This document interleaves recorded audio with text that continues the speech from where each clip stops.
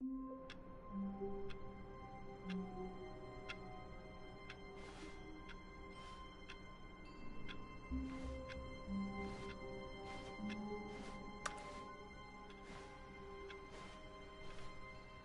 of his co-workers were gone.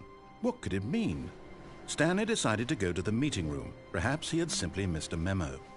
No matter how hard Stanley looked, he couldn't find a trace of his co-workers. Salut Gabriel. Comment ça va?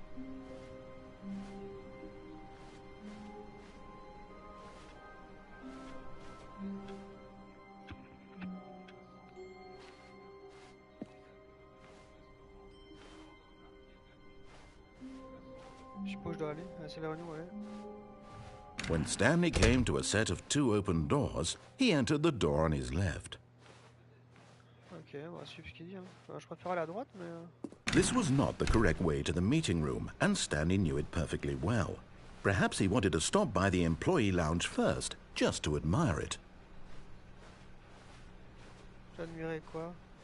Ah, yes, truly a room worth admiring. It had really been worth the detour after all, just to spend a few moments here in this immaculate, beautifully constructed room. Stanley simply stood here, drinking it all in. On s'imprègne.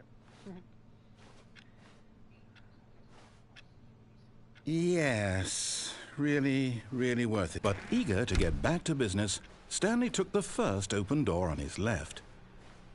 J'ai pas envie. Stanley was so bad at following directions, it's incredible he wasn't fired years ago. Bon. Mince. La porte s'est fermée.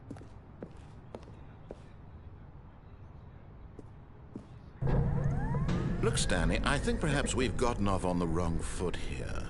I'm not your enemy, really, I'm not. I realize that investing your trust in someone else can be difficult, but the fact is that the story has been about nothing but you all this time. There's someone you've been neglecting, Stanley. Someone you've forgotten about. Please, stop trying to make every decision by yourself. Now, I'm not asking for me, I'm asking for her. This is it, Stanley. Your chance to redeem yourself, to put your work aside, to let her back into your life. She's been waiting. Alors, ok, elle attend quoi? Et je dois aller où là?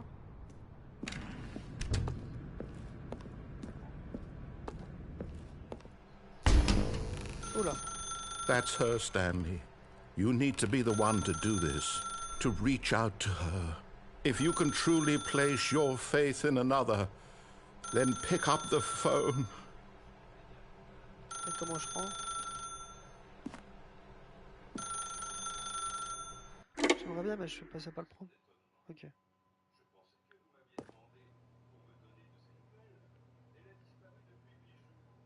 Oh, Stanley, is that you? Hold on, sweetie. Sorry to keep you waiting. I'm just pulling the bread out of the oven. All right. Okay, there we go. All right, now, I want you to come in and tell me all about your day. Gotcha. Oh, come on. Did you actually think you had a loving wife who'd want to commit their life to you? I'm trying to make a point here, Stanley. I'm trying to get you to see something. Come inside. Let me show you what's really going on here. This is a very sad story about the death of a man named Stanley. Stanley is quite a boring fellow.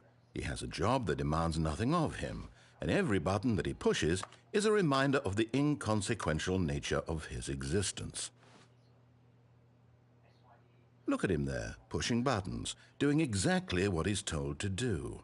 Now he's pushing a button. Now he's eating lunch. Now he's going home. Now he's coming back to work. One might even feel sorry for him, except that he's chosen this life.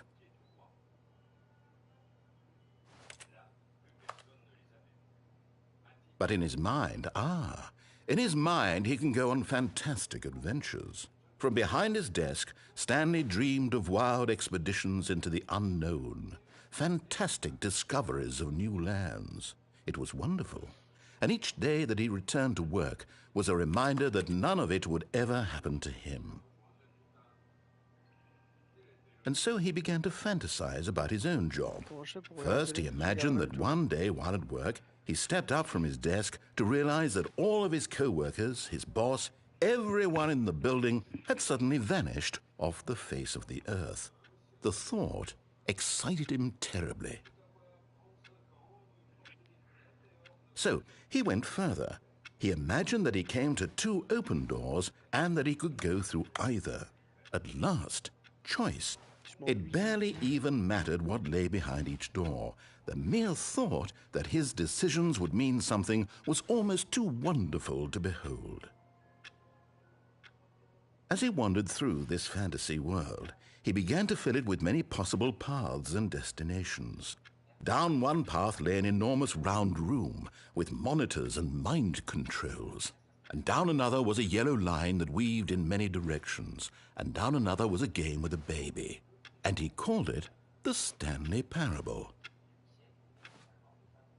It was such a wonderful fantasy, and so in his head he relived it again, and then again, and again, over and over, wishing beyond hope that it would never end, that he might always feel this free. Surely there's an answer down some new path, mustn't there be? Perhaps if he played just one more time. But there is no answer. How could there possibly be? In reality, all he's doing is pushing the same buttons he always has. Nothing has changed. The longer he spends here, the more invested he gets, the more he forgets which life is the real one. And I'm trying to tell him this, that in this world he can never be anything but an observer, that as long as he remains here, he's slowly killing himself. But he won't listen to me. He won't stop. Here, watch this. Stanley, the next time the screen asks you to push a button, do not do it. You see? Can he just not hear me? How can I tell him in a way that he'll understand that every second he remains here, he's electing to kill himself? How can I get him to see what I see? How can I make him look at himself?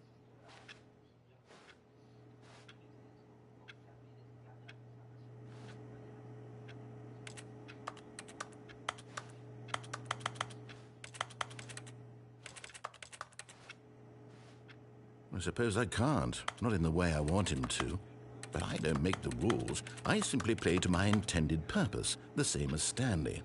We're not so different, I suppose. I'll try once more to convey all this to him. I'm compelled to. I must.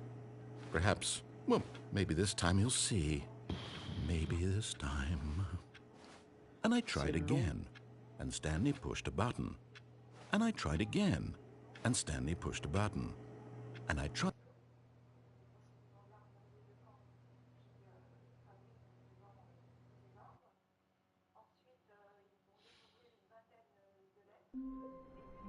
Hallelujah. All of his co-workers were gone. Oh, What could it mean? Stanley decided to go to the meeting room. Perhaps he had simply missed a memo. Quelle perte de temps, c'est quoi ce jeu? Heureusement qu'il est offert. Parce que... When Stanley came to a set of two open doors, he entered the door on his left.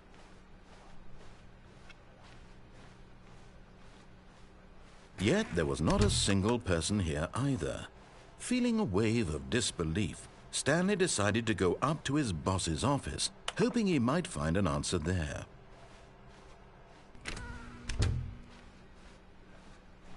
Coming to a staircase, Stanley walked upstairs to his boss's office. Moche, bureau. Stepping into his manager's office, Stanley was once again stunned to discover not an indication of any human life. Shocked, unraveled, Stanley wondered in disbelief who orchestrated this, what dark secret was being held from him. What he could not have known was that the keypad behind the boss's desk guarded the terrible truth that his boss had been keeping from him. And so the boss had assigned it an extra secret PIN number, 2845. But of course, Stanley couldn't possibly have known this.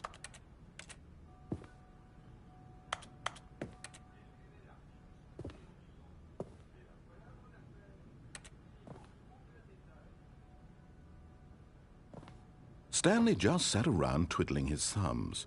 Trying to input anything on the device was useless, since he could never possibly know that the combination was 2845.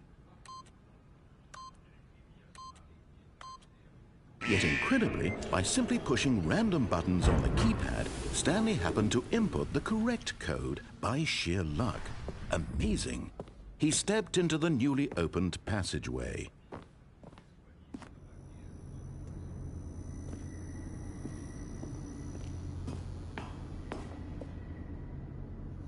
C'est glauque. Ah.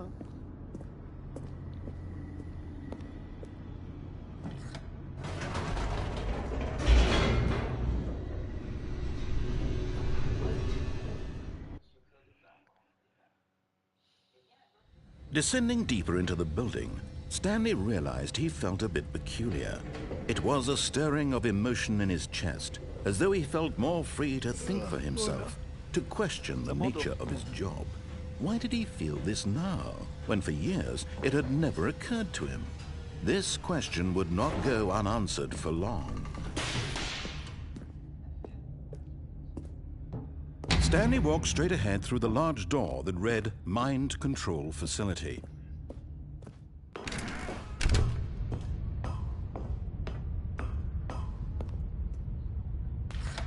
The lights rose on an enormous room packed with television screens. What horrible secret did this place hold? Stanley thought to himself. Did he have the strength to find out?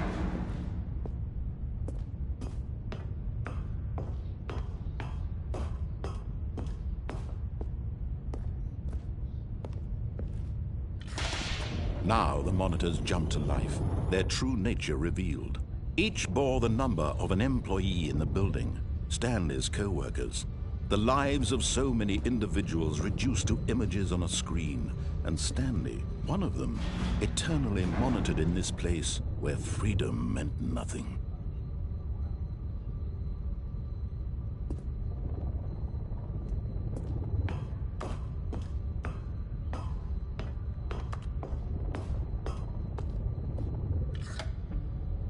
This mind control facility, it was too horrible to believe. It couldn't be true.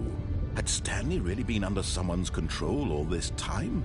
Was this the only reason he was happy with his boring job? That his emotions had been manipulated to accept it blindly? No, he refused to believe it. He couldn't accept it. His own life in someone else's control? Never! It was unthinkable, wasn't it? Was it even possible?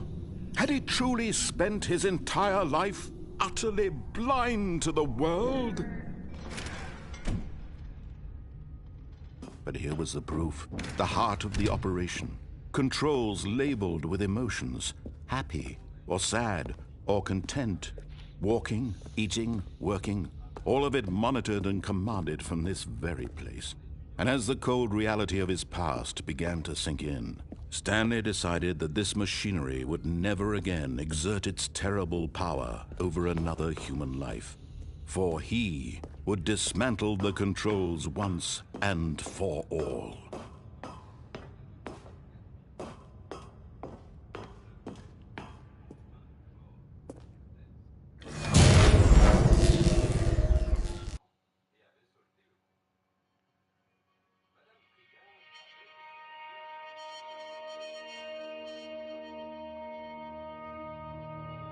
Blackness, and a rising chill of uncertainty. Was it over?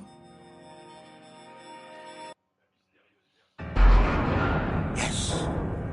He had won! He had defeated the machine, unshackled himself from someone else's command. Freedom was mere moments away. And yet, even as the immense door slowly opened, Stanley reflected on how many puzzles still lay unsolved. Where had his co-workers gone? How had he been freed from the machine's grasp? What other mysteries did this strange building hold? But as sunlight streamed into the chamber, he realized none of this mattered to him, for it was not knowledge or even power that he had been seeking, but happiness. Perhaps his goal had not been to understand, but to let go. No longer would anyone tell him where to go, what to do, or how to feel. Whatever life he lives, it will be his. And that was all he needed to know. It was perhaps the only thing worth knowing. Stanley stepped through the open door. Stanley felt the cool breeze upon his skin, the feeling of liberation, the immense possibility of the new path before him. This was exactly the way, right now, that things were meant to happen. And Stanley was happy.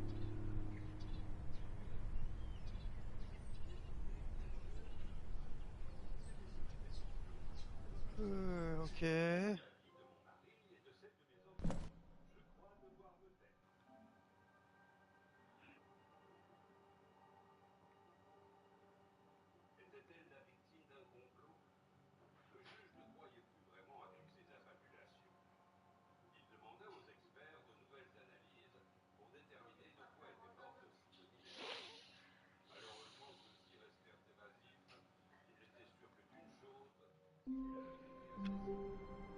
Ok, bon il y a un trophée où il faut pas jouer pendant 10 heures. C'est what quoi? What? Ok, bah. Ok. J'ai envie de faire un test. Ah bah non, le problème c'est que.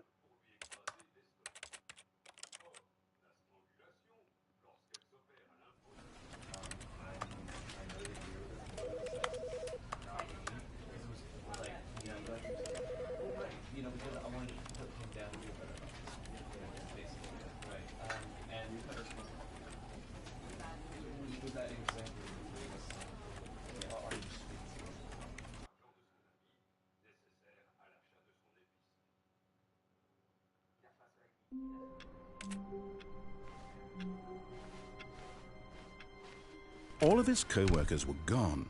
What could it mean? Stanley decided to go to the meeting room. Perhaps he had simply missed a memo.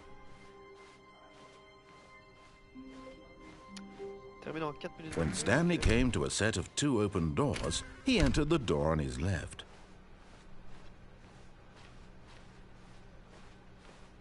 Yet there was not a single person here either. Feeling a wave of disbelief, Stanley decided to go up to his boss's office. Coming to a staircase, Stanley walked upstairs to his boss's office.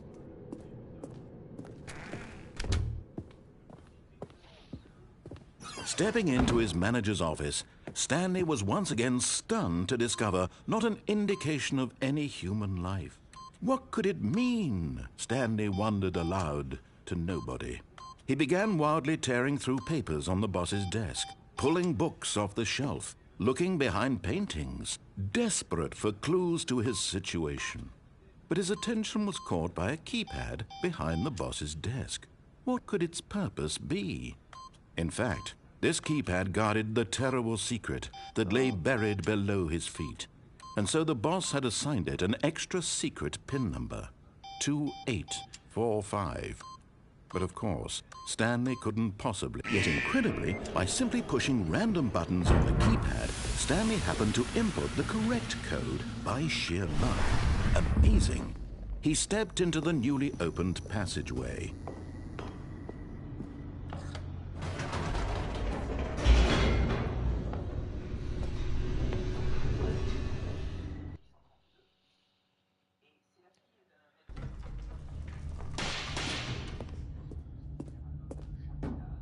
Stanley walked straight ahead through the large door that read Mind Control Facility. Although this passageway had the word escape written on it, the truth was that at the end of this hall, Stanley would meet his violent death. The door behind him was not shut. Stanley still had every opportunity to turn around and get back on track.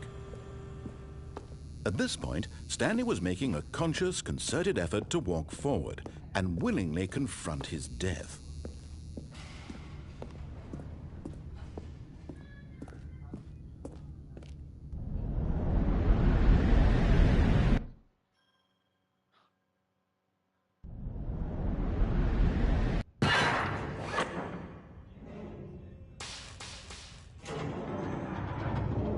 As the machine whirred into motion and Stanley was inched closer and closer to his demise, he reflected that his life had been of no consequence whatsoever. Stanley can't see the bigger picture. He doesn't know the real story, trapped forever in his narrow vision of what this world is. Perhaps his death was of no great loss, like plucking the eyeballs from a blind man. And so he resigned and willingly accepted this violent end to his brief and shallow life. Farewell, Stanley.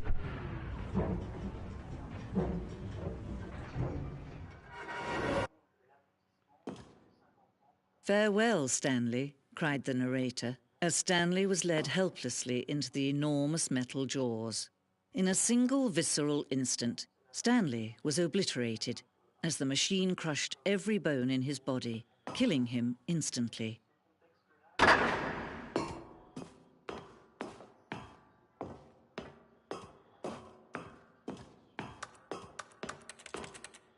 And yet it would be just a few minutes before Stanley would restart the game, back in his office, as alive as ever. What exactly did the narrator think he was going to accomplish? When every path you can walk has been created for you long in advance, death becomes meaningless, making life the same. Do you see now? Do you see that Stanley was already dead from the moment he hit start?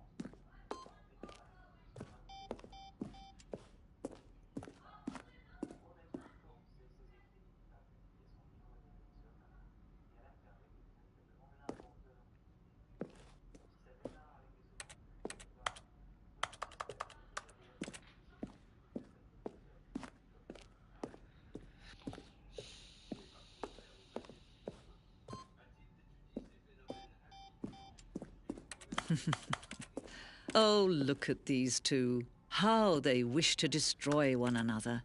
How they wish to control one another. How they both wish to be free.